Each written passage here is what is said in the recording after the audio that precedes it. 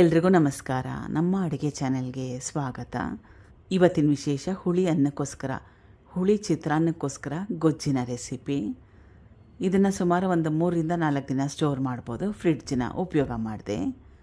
ಗೊಜ್ಜಿನ ಯಾವ ರೀತಿ ಮಾಡೋದು ಅಂತ ನೋಡೋಣ. ಬಾಣಲೆ ಇಟ್ಕೊಂಡಿದ್ದೀನಿ.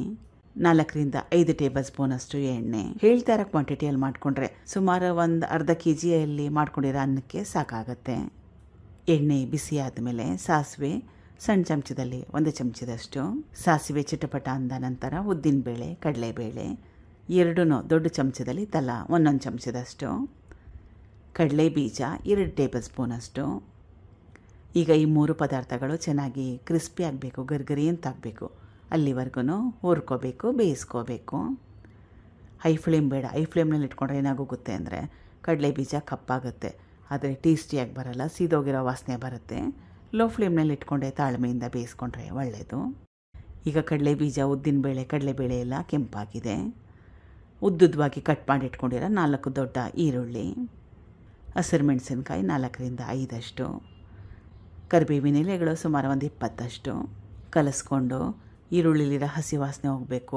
ಆಮೇಲೆ ಈರುಳ್ಳಿಯಲ್ಲೂ ಮಾಯಿಶ್ಚರ್ ಇರುತ್ತೆ, ತೇವಾಂಶ ಇರುತ್ತೆ, ಅದು ಹೋಗೋ ರೀತಿಯಲ್ಲಿ ಬೇಯಿಸ್ಕೋಬೇಕು.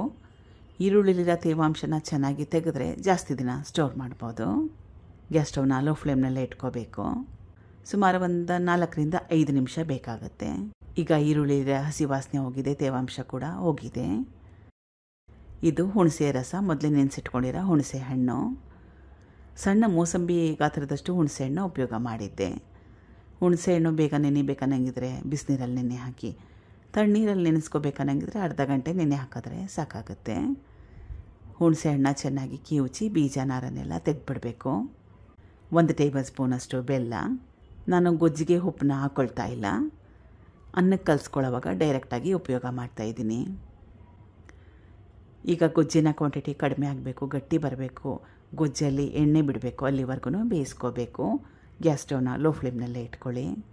ಸುಮಾರು ಒಂದು 5 ನಿಮಿಷ ಆದಮೇಲೆ ಗೊಜ್ಜು ಗಟ್ಟಿ ಬಂದಿದೆ, ಎಣ್ಣೆ ಬಿಟ್ಟಿದೆ, ಪರ್ಫೆಕ್ಟಾಗಿರೋ ಕನ್ಸಿಸ್ಟೆನ್ಸಿ ಇದು. ಗ್ಯಾಸ್ ಸ್ಟವ್ನ ಆಫ್ ಮಾಡ್ಕೋಬೋದು.